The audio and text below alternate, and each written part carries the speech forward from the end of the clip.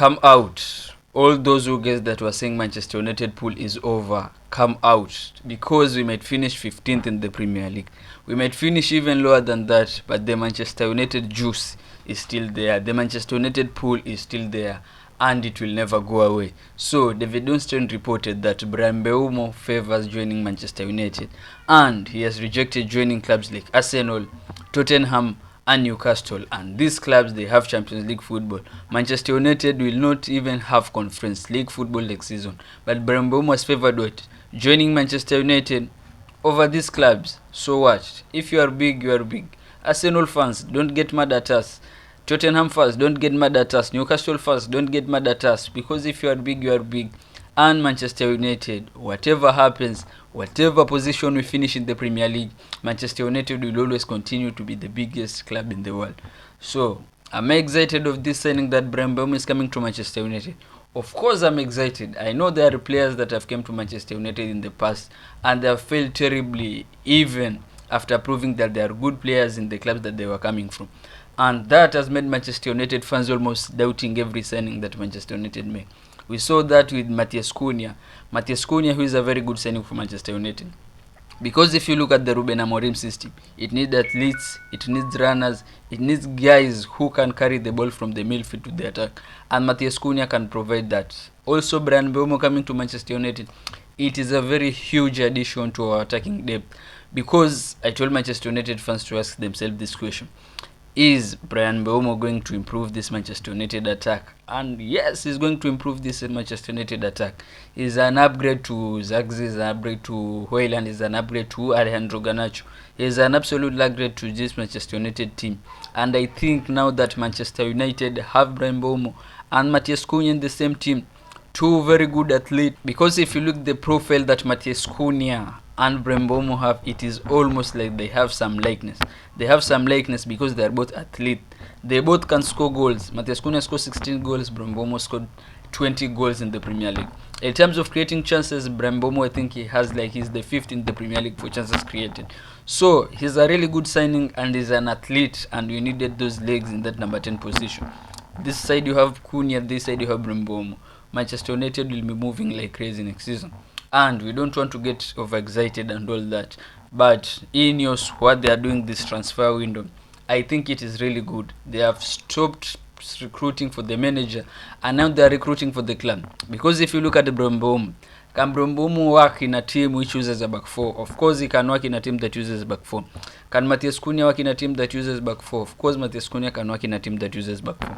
So whatever Ineos is doing this season, it is really good because they are recruiting. They are not recruiting for the manager, they are recruiting for the club.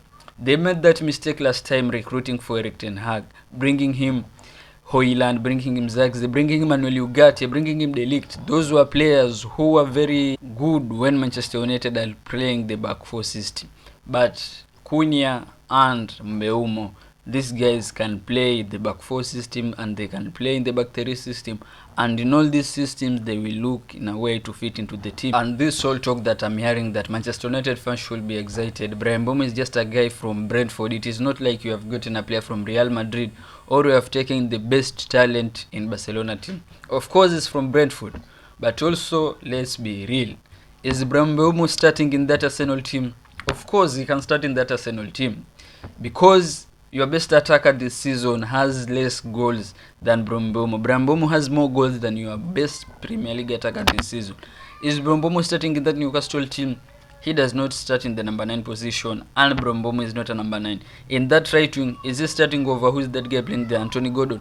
Of course he's starting. At Tottenham, can he battle for a number with Dejan Kulusevski? Of course he can battle for his position in Dejan Kulusevski. So this talk of that you have gotten a player from Brentford, you should not hype this signing. No, this guy rejected your respective teams, man. So don't come at us and just try to take out your anger saying that you should not get excited because the guy is from Brentford. Of course we have to get excited at Manchester United because this guy, we look at these signings that Ineos are making this summer, they're definitely improving the team.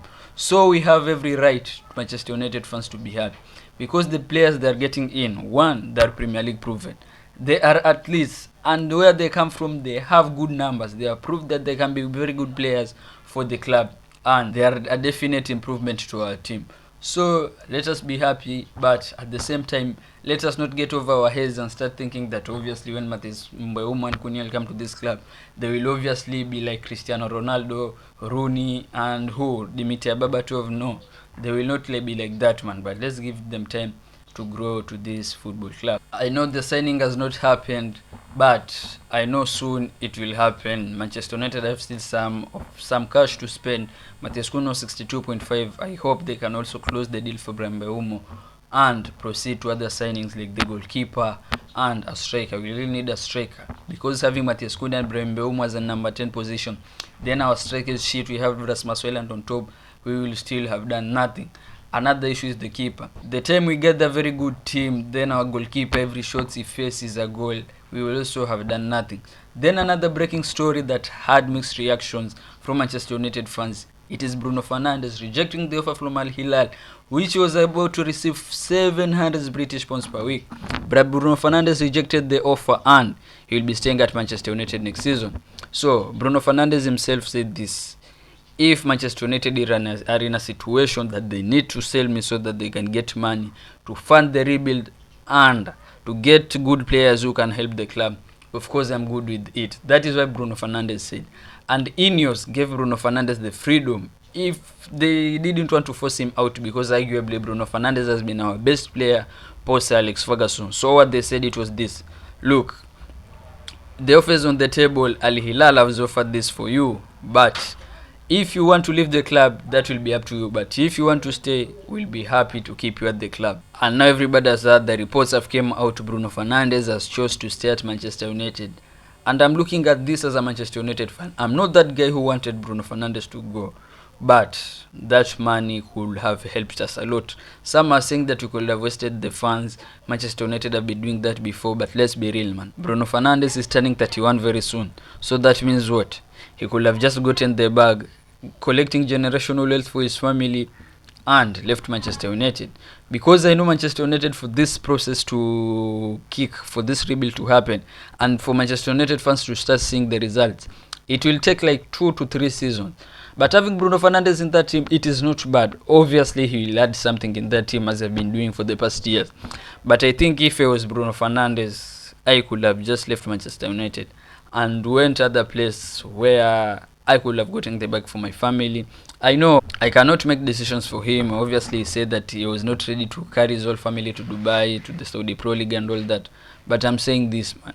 Bruno Fernandes had to be that sacrificial piece in the chess so that Manchester United can win in the bigger game. This money could have helped us a lot. It could have helped get us the likes of Victor Gyökeres, the midfielder who could replace Bruno Fernandes and all that. Because Bruno Fernandes, his weakness we have seen, if he plays against midfielders who are very athlete, Bruno Fernandes does nothing in that game. He's that type of player who has been knocked, and as you know, the Premier League is very physical.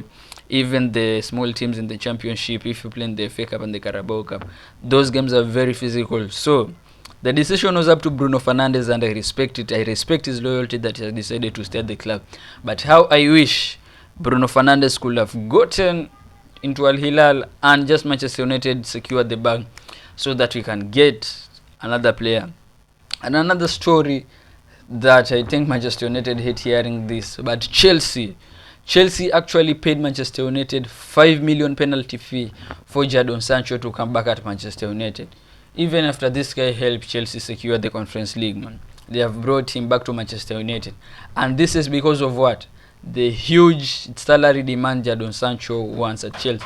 Jadon Sancho asked for 250,000 British pounds for him to stay at Chelsea Football Club.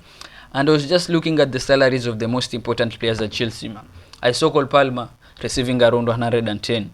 Enzo Fernandez around 108. Caicedo, I think 130. Then Jadon Sancho has the audacity to go to Chelsea Football Club and ask for 250. I think Jadon Sancho is out of his head, man. Jadon Sancho is out of his head. And I don't see his career having an upwards progression whatsoever, man. Jadon Sancho, his career it is almost done.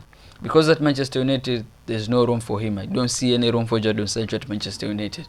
And at Chelsea, they've booted him out and paid 5 million penalty fee for Jadon Sancho. And it is not like a guy who is very hot in the market. It is not like a lot of teams want Jadon Sancho. It is not like that for Jadon Sancho. There are no a lot of teams that will want Jadon Sancho in their club because of the discipline issues and all that. But I've seen some interest from the Saudi Pro League.